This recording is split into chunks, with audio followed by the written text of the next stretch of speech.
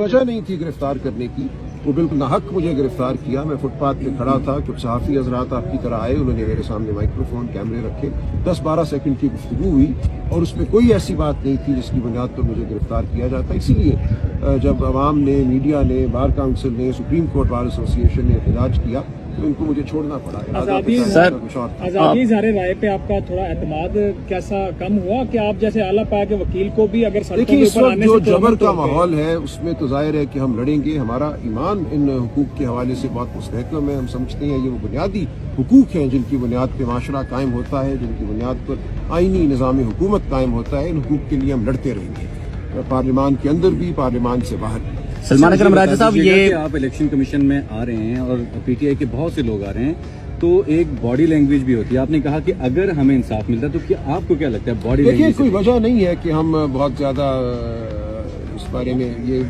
अखज़ करें कि जरूर हमें इंसाफ मिलेगा।